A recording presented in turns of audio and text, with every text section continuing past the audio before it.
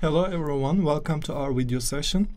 In this video session, I'm going to provide you a very brief introduction about the 7th chapter in your political science book. This chapter focuses on political institutions and political power. Let's start with learning outcomes. After you finish reading this chapter, you will be able to discuss the role and different types of political parties. You can understand the different types of electoral systems and the role of elections, and you can analyze how public opinion is measured to comprehend the impact of entities such as media. You will be able to recognize the significance of pressure groups and interest groups. You can also analyze the role of legislature, executive, and judiciary. And finally, you will be able to understand the major characteristics of a bureaucracy and other parts of the government. The chapter starts with an introduction, and then the first topic, the first main topic is political parties. And then the chapter discusses electoral systems and elections.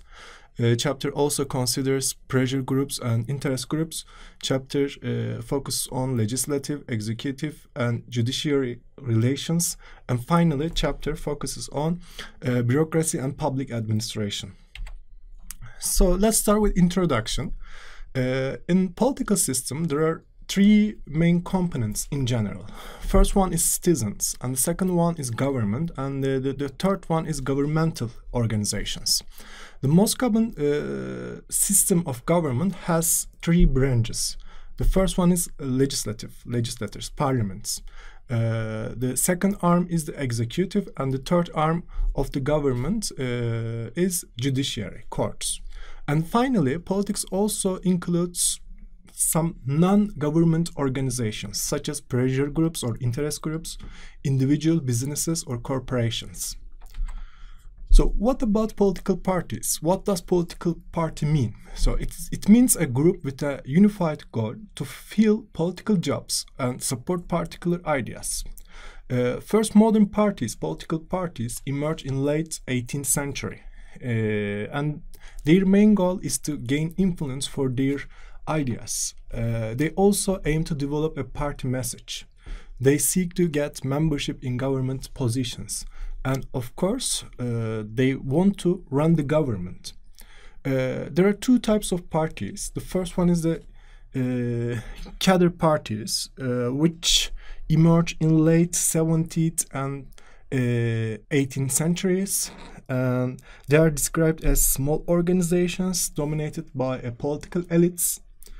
And there's also another type of political parties, which is called mass parties. Mass parties appeared in 20th century, and these are groups with thousands or sometimes millions of people. And the main aim of mass parties is to get attraction from a large number of people. So these are the main political parties, types of political parties. So what about the electoral systems and elections? What's an electoral system? In democracies, voters use electoral system to select people for a political position, and they make their choice by using a ballot. So these are some important terms. And there are different types of electoral systems. The first one is a proportional representation. This is the first most common type of electoral system in democracies. And in this system, the person or the party gets a share of the available offices based on the percentage of votes he or she wins. And generally, these countries include some minimum percentage or threshold of votes. For instance, like in Turkey, the 10% threshold is important to get seat in the parliament. Or in European countries, 4% or 5% are generally the threshold percentage in order to get seat in the parliament particularly. And there's another type of electoral system, which is called single member plurality. This is the second most common type. In this system, the candidate who gets the most votes wins the election. For instance, in United Kingdom, we have this type of electoral system. And there's also a third but not a common electoral system, which is called parallel electoral system. Voters elect the candidate and the party separately. So in some countries they use this third type of electoral system. Elections, they generally provide a way for citizens to elect government leaders. This is the basic function of an election. And also it is a platform for citizens to show their opinions, to express their ideas or their interests as well. So then what is public opinion? Public opinion is the collection of individual opinions of social issues, government policies, and politics. And it is measured through polls and surveys. So the most common type of measurement the most common type of poll is the opinion poll.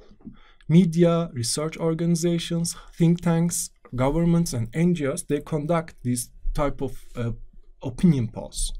And politicians or candidates in elections, they use these polls in order to see whether or not they're supported.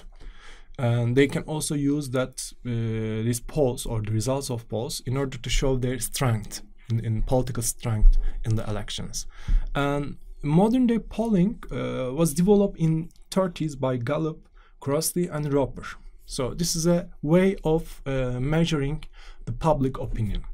What about the accuracy of measurement? In fact, it is based on the laws of probability. So there are some sort of weaknesses, but also there are some advantages. And how public opinion is guided? Media is important in shaping public opinion. We know it is the most important tool in order to determine or influence people's ideas. Framing an issue also gives people ideas for how they should feel about an issue. This is important. So let's move on to pressure groups and interest groups. What's the pressure group? Pressure groups tend to focus on social and political issues. They try to influence various phases of public policy. There are different types of pressure groups. The first one is promotional pressure group. They generally try to promote a specific cause, for instance. That's why we call them promotional pressure groups. There's also sectional pressure groups. These type of groups represent a specific types of individuals. There's another type of distinction in terms of pressure groups, insider and outsider. Those groups that have links with the government and decision-making processes, they are called insider pressure groups, and if they don't have any links with government, they are called outsider pressure groups. So what is an interest group then? They are similar to pressure groups. It is an organization of people who share the same philosophies and attitudes. And there are two types of interest groups. The first one is the institutional one. These are organizations that have corporations as members. They represent major businesses, for instance. And there's another type, which is called membership. Membership can be based on public or private membership. What about the legislative, executive, and judiciary relations? Legislative branch of the government is the one that establish laws, that make decisions. They create legal rules of the government. Its members are usually elected, and they're considered as representatives. They can be in parliaments, can be unicameral or bicameral, so there can be only a single house of the parliament, like in Turkey, or there can be two houses of parliament, for instance, like in the United States. What about the executive branch? It typically ensures that all of the laws are obeyed in parliamentary systems. Head of the state is different from the head of the government, so there's a distinction.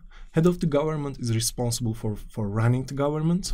Relations between legislative and executive are influenced by the governing system. So if it is a parliamentary system, legislative have some sort of superiority, and executive is responsible to legislative branch. But in a presidential system, there is a clear separation between legislative branch and executive branch. So finally, judicial branch. Judicial review of the executive and legislative branch ensures that laws and processes are just, fair. They are based on law. And courts of a country, particularly Supreme Courts, can examine actions of other branches. And they determine whether or not these actions are consistent with the constitutions. Bureaucracy and public administration is another topic. There are 6 fundamental characteristics of bureaucracy defined by the chapter. It is a well-defined, or there is a well-defined hierarchy of authority in bureaucracy. There is also partitioning of work based on specialization, and rules regarding the rights and responsibilities of employee are important feature of bureaucracy. Also, rules and procedures for providing services to citizens equally and fairly is also another ideal rule of bureaucracy. And then they generally focus on events or facts, not personal needs. And the employment and promotion of bureaucracy should be based on knowledge, skills, and abilities. These are the fundamental characteristics. How bureaucracy differs from legislative or executive branches. Bureaucrats are supposed to be the non-political arm of the government, first of all. They are considered as a stabilizing presence in power. They are supposed to represent constancy, order, neutrality, fairness, equality. And there's also a new type of notion which is called representative bureaucracy. It posits that bureaucracy should represent the diversity of the citizens in terms of gender, ethnicity, religion, language, etc. So, in this chapter, we have seen political parties, we have discussed electorate systems and elections, and we have seen pressure groups and interest groups. We have focused on legislative, executive, judiciary relations, and finally, we discuss bureaucracy and public administration. Thank you very much.